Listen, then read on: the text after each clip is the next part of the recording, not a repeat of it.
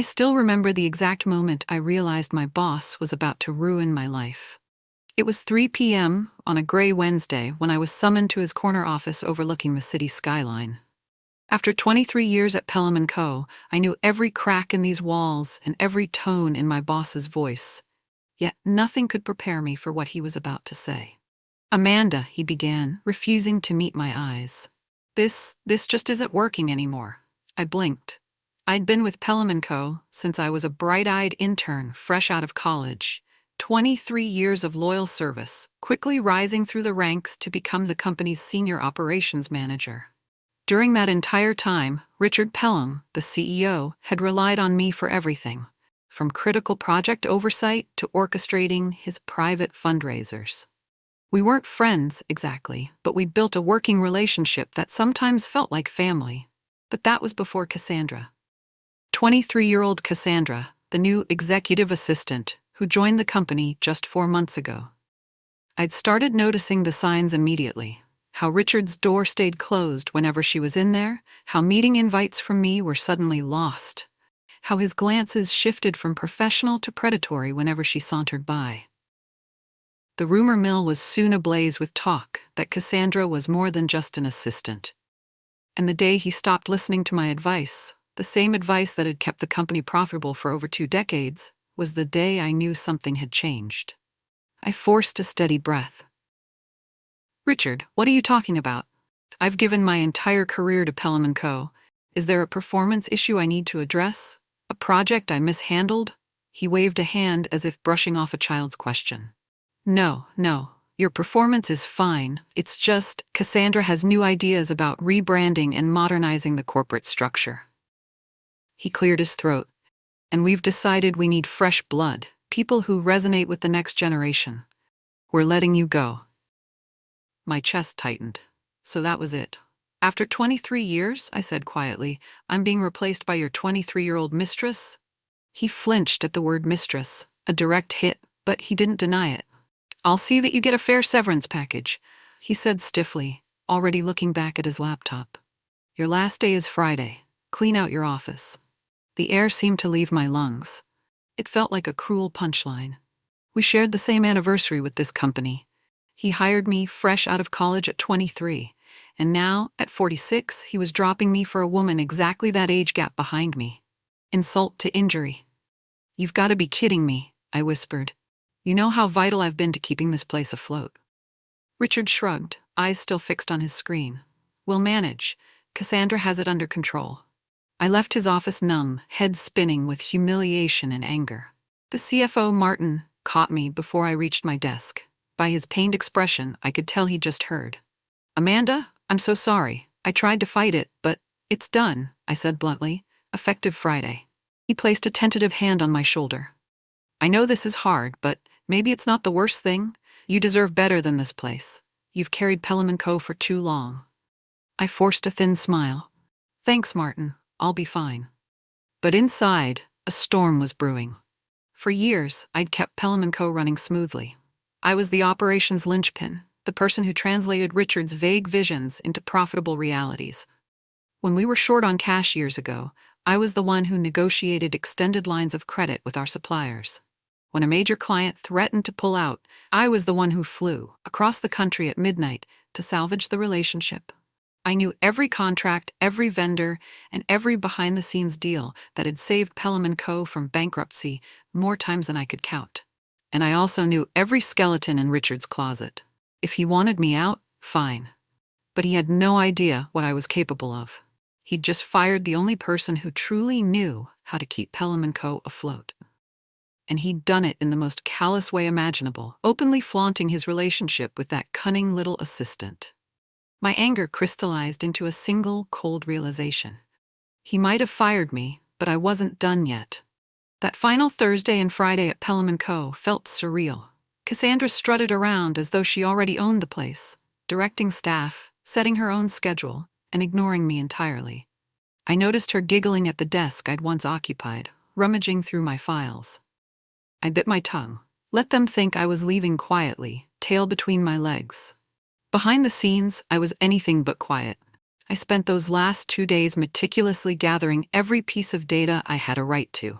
Now, I wasn't stealing proprietary information, nothing that legally belonged to Pelham Co.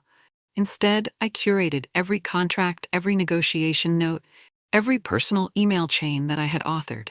I downloaded them under the work portfolio clause in my contract, which allowed me to keep records of my personal contributions for my resume, and I had every intention of using them in the near future. Over 2 decades, I'd built strong relationships with our key clients: Macmillan Manufacturing, Redwood Tech, Avance Logistics, and half a dozen more. Typically, each renewal or big negotiation was carefully handled by me, ensuring they stayed loyal to Pelham Co. I sent each of these clients a brief, polite email thanking them for our years of partnership. I said I was moving on from Pelham Co. and looked forward to potential future collaborations. Subtle, but enough to plant a seed. On Friday afternoon, I set a small box of personal items on the passenger seat of my car and glanced up at the Pelham Co. building one last time. The facade gleamed in the midday sun, but I knew the rotting structure behind that shining exterior. With a final sigh, I drove off, leaving behind 23 years of memories and heartbreak. I let the tears come just once on the drive home, then wiped them away for good. When I next looked in the mirror, I didn't see heartbreak. I saw determination. The following Monday, I visited an attorney, someone recommended by a longtime friend. I wasn't looking to sue for wrongful termination. Pelham Co. had carefully covered themselves with a standard restructuring excuse. No, I wanted to explore something else: the possibility of starting my own consulting firm. Amanda, your knowledge of supply chain optimization and corporate operations is invaluable, my attorney, Bianca, remarked, flipping through the documents I'd compiled. If you incorporate your own consultancy, you can approach these clients yourself, assuming there's no non-compete clause preventing it. I'd read my contract 100 times. No non-compete. Richard never bothered to include it, probably because he never imagined I'd leave or he'd want me gone. No non-compete, I confirmed. I'm free to start a competing business if I want. Bianca smiled. Then do it. If Pelham Co. wants to throw you aside for a younger, cheaper face, that's their mistake. You can offer your expertise to the market on your own terms. That day, I filed the paperwork for Bayshore Consulting, a small firm specializing in operations management and supply chain efficiency. Since I had a healthy savings account, no thanks to Pelham Co.'s modest salary but plenty of prudent personal budgeting, I had enough capital to launch on my own. I also had the entire skill set that had kept Pelham Co. thriving. A skill set they no longer possessed, since Cassandra's rebranding didn't include the nuts and bolts of actual operations. Now it was time to see if the seeds I'd planted would bear fruit. I spent the next 2 weeks calling every contact I had, not pressuring, not begging, just letting them know that I was available for consult.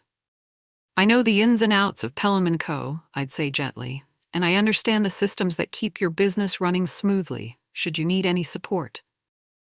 The response was immediate and enthusiastic. Several clients were already concerned that Pelham Co. had lost the steady hand that once guided projects.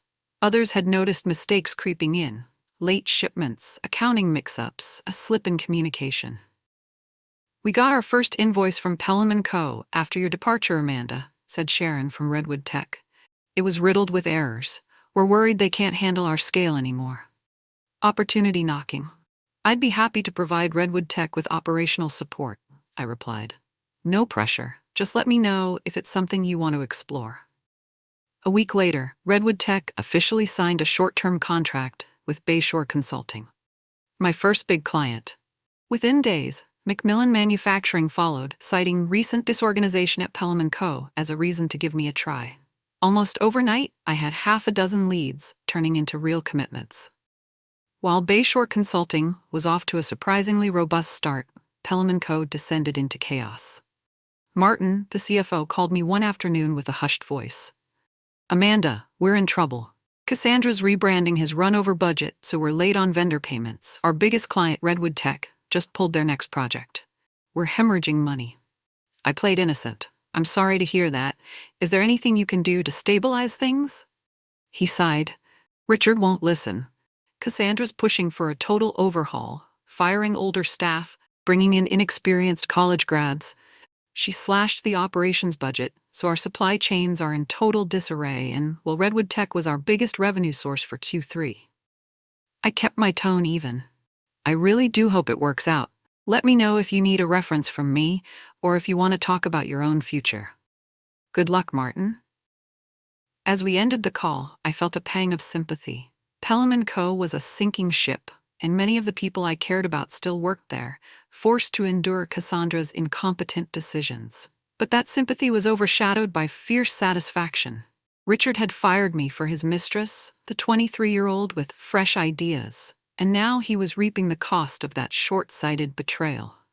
Just as I was settling into a healthy rhythm of new clients and expanding my small consulting firm, I got a frantic call from Pelham Co.'s central line. The assistant on the phone sounded young and terrified. "Miss Amanda, Mr. Pelham is asking if you could please stop by the office at your earliest convenience. There's an urgent matter." "Tell him I'm booked this week," I said curtly. "If he'd like to talk, he can call my business line and schedule an appointment." An hour later, I received a personal text from Richard himself. "Amanda, it's urgent. We need your help. Please come in today." I stared at my phone. The gall of this man. He'd humiliated me, replaced me with a woman half my age, and now he demanded my help? No, I decided. He didn't demand anything from me anymore. I typed back, "I'm unavailable this week. If you have business to discuss, contact me through Bayshore Consulting's official channels." 2 days later, a formal meeting request came to my Bayshore Consulting email from Richard Pelham's executive assistant, not Cassandra, I noticed. They requested a consulting arrangement and asked for my earliest availability. At first, I considered ignoring it, but I had a better plan. I responded with a polite but firm statement of my terms. A consulting retainer, triple what Pelham Co. used to pay me yearly, plus a public acknowledgement that my firm would be stepping in to remedy their operational shortcomings. No hush-hush arrangement. If they wanted me back, they needed to show the world they'd come crawling, hat in hand, to the woman they fired. For 3 days, I heard nothing. Then a single-line response arrived. "We accept your terms. Please schedule the kickoff meeting at your convenience." I couldn't help but laugh out loud. Swift revenge indeed. I set the meeting for a week later, a subtle power move. I wanted them to squirm just a little longer. Meanwhile, word leaked that Pelham Co. was about to engage me as a high-profile external consultant. Clients, the media, even employees inside Pelham Co. began asking what had happened. The story practically wrote itself. The longtime senior manager fired for a younger face, now returning as a triple-fee consultant to fix the train wreck. When I finally walked into Pelham Co.'s main conference room, on my own schedule, flanked by my associate consultant from Bayshore, I felt 20 feet tall. The same employees who'd once watched me pack my things now offered me coffee, asked if I needed anything. The tension was thick in the air. They all knew the score. Richard stood at the far end, looking pale and thinner than I remembered.